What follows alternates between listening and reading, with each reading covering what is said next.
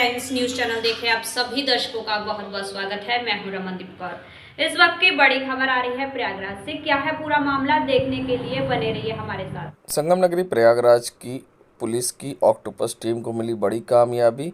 मुखबिर में उमेश पाल हत्याकांड का आरोपी इनामिया नफीस बिरयानी गिरफ्तार। उमेश पाल हत्याकांड में वांछित अपराधी और 50,000 का इनामी नफीस बिरयानी को पुलिस ने मुखबिर के बाद गिरफ्तार कर लिया है। पुलिस को सटीक सूचना मिली कि नफीस प्रयागराज से खुलदाबाद घर अपने की ओर आ रहा है। प्रतापगढ़ और प्रयागराज के बॉर्डर के पास पुलिस ने चेकिंग लगाई तो नफीस और उसके साथी ने पुलिस पर चेकिंग के दौरान फायरिंग कर दी, जिसमें पुलिस की जवाबी फायरिंग में उसके गोली पैर में लगी है। जहां गोली लगने पर पुलिस ने उसे पकड़ लिया और उसका साथी हाईवे की ओर भाग निकला जंगल की तरफ, जहां पुलिस उसके लिए भी लगातार चेकिंग कर रही है। वहीं नफीस घायल होने के कारण उसे पुलिस ने अस्पताल इलाज के लिए भर्ती कराया है। वहीं अब पुलिस उसके साथी की तलाश कर रही है और अग्रिम विधिक कार्रवाई कर रही है। आज दिनांक 22 नवंबर 2023 को थाना नवाबगंज में चेकिंग के दौरान एक मुठभेड़ की घटना हुई है। पुलिस द्वारा जवाबी फायरिंग में एक बदमाश के पैर में गोली लगी है। इस बदमाश की पहचान मोहम्मद नफीस उर्फ नफीस बिरयानी के रूप में हुई है। ये उमेश पाल हत्याकांड का वांछित अभियुक्त है और 50,000 का इनामिया है। प्राथमिक उपचार के लिए इस अभियुक्त को अस्पताल ले जाया गया है। अग्रिम विधिक कार्रवाई की जा रही है। संगम नगरी प्रयागराज के करैली थाना क्षेत्र में उस समय हड़कंप मच गया जब खाद्य पूर्ति विभाग के 2 लोग पहुंचे और लखनऊ कार के नंबर से ये यहां पर आए थे और करैली के बाबू तिराहे पर कई दुकानों में छापेमारी करते हुए सैंपल कलेक्ट किया। तो साथ ही बता दें, जहां करैली में ये छापेमारी से हड़कंप मचा रहा, क्योंकि दिन में ही सुभाष चौराहे के आसपास सिविल लाइन में हलाल फूड को लेकर छापेमारी की गई थी, क्योंकि सीएम योगी ने हलाल फूड पर रोक लगा दी है और जिसको लेकर हलाल ट्रेडमार्क के फूड पर पूरी तरह से रोक है, तो उसको लेकर ये छापेमारी चल रही। तो वहीं करैली क्षेत्र में ये लोग पहुंचे थे और कई दुकानों में छापेमारी करते हुए सैंपल कलेक्ट किया, मगर वीडियो बनता देख ये लोग वहां से रवाना हो गए और लोगों में यह सवाल था कि ये सही में अधिकारी थे या फिर कोई और वीडियो अब सोशल मीडिया पर हो रहा वायरल। जहां हलाल सर्टिफिकेट देने को लेकर लखनऊ में एक व्यक्ति के द्वारा शिकायत की गई थी, जिसके बाद ये मामले पर संज्ञान लेते हुए कार्रवाई की थी और मुख्यमंत्री योगी आदित्यनाथ ने हलाल सर्टिफिकेट पर पूरी तरह से प्रतिबंध लगा दिया है और साथ ही हलाल सामानों पर भी रोक लगाई गई है, जिसके बाद अब फूड कॉर्पोरेशन के अधिकारी लगातार ताबड़तोड़ कार्रवाई कर रहे हैं और जहां भी हलाल प्रोडक्ट्स हैं उन पर सीज किया जा रहा है। ऐसे में सिविल लाइन में भी जहां ममता सिंह अधिकारी फूड कॉर्पोरेशन ने एक फ्रोजन शॉप पर पहुंचकर कार्रवाई की थी और शहर के कई इलाकों में ताबड़तोड़ कार्रवाई हो रही, करैली हो या वह अन्य क्षेत्र हो।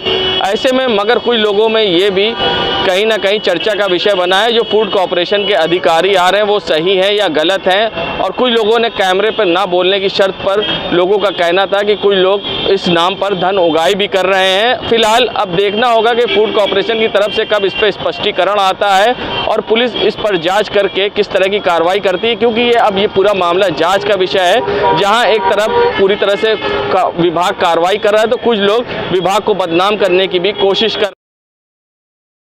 संगम नगरी प्रयागराज जहां 2019 कुंभ में पेंट माई सिटी के तहत जहां पीडीए के मुख्यालय को सजाया गया था और उसका रंग रोगन कराया गया था, वहीं अब पीडीए के मुख्यालय में गंदगी का अंबार तो लगा ही है, मगर पूरी बिल्डिंग में जगह जगह पेड़ निकल आए हैं और बिल्डिंग खस्ता हाल होती जा रही है।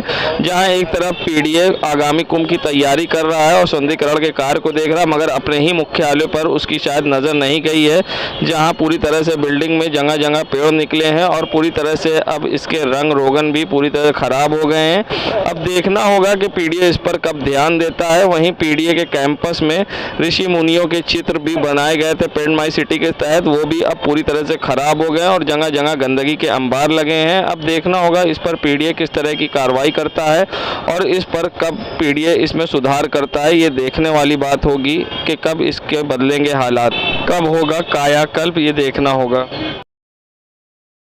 संगम नगरी प्रयागराज में जहां कालंदी महोत्सव कार्तिक माह की शुक्ल पक्ष में मनाया जाता है, हर साल की तरह इस साल भी सच्चा बाबा आश्रम मौजगिरी यमुना तट पर इस कालिंदी महोत्सव का आयोजन किया जा रहा है, जिसमें सैकड़ों भक्त पहुंचकर यहां लाखों दीप को सजा रहे हैं और भव्य तरीके से यहां पर दीपदान होगा। और आज यहां पर संगम तट पर दीप उत्सव मनाया जाएगा। बता दें, जिस तरह से जूना अखाड़े की ओर से इस कालिंदी महोत्सव को मनाया जाता है, जिसमें हर कोई पहुंचता है और आप देख सकते हैं यहाँ बच्चे हों बूढ़े हों या हर कोई दीप उत्सव की तैयारी में जुटे हुए हैं और यहाँ आज भव्य नज़ारा देखने को मिलेगा। ऐसे में क्या व्यवस्थाएं हैं, आइए दिखाते हैं। इस बार 7वां वर्ष है ये कालिंदी महोत्सव एवं दीपदान का है। ये जूना अखाड़ा है, श्री पंचदश नाम जूना अखाड़े का एक घाट है। उसी घाट पे पिछले 7 वर्षों से कालिंदी महोत्सव एवं दीपदान किया जाता है। आप देख सकते हैं कि घाटों पर जिस तरीके से घाटों पर मंत्र लिखा जाता है, बाकायदे दीपों के द्वारा मंत्र लिखा जाता है। उसके बाद नीचे जमुना जी का चूँकि तट है, कार्तिक का महीना है, तो 12 महीने में एक महीना जो है वो कालिंदी यानी कार्तिक में कालिंदी की पूजा होती है। तो कालिंदी के तट पर आज ये दीपदान महोत्सव का आयोजन किया गया है, जिसमें यहाँ के ही नहीं आसपास के जनपदों के आसपास के प्रदेशों से भी भक्त आए हैं। और अब से थोड़ी देर बाद ये कार्यक्रम शुरू हो जाएगा, जिसमें दीपदान करेंगे और कार्तिक महोत्सव का जो ये कालिंदी महोत्सव उसमें लोग सम्मिलित होकर और आनंदित होंगे। संगम नगरी प्रयागराज में जहां सच्चा बाबा मौजगिरी आश्रम के बगल में मौजगिरी घाट पर यमुना किनारे जहां दीपदान का आयोजन हुआ। बता दें, जहां दीपदान का आयोजन कार्तिक माह की शुक्ल पक्ष में कालिंदी महोत्सव के तहत हुआ, जहां लाखों दीप जलाए गए और लाखों साधु संत और श्रद्धालु यहां पर इकट्ठा हुए और दीप जलाकर माँ यमुना की पूजा अर्चना भी की। ऐसे में यहाँ आए लोगों का क्या कुछ कहना था, आइए दिखाते हैं। देश के प्रधानमंत्री मोदी जी ने अयोध्या में जो आह्वान किया है श्री राम जी की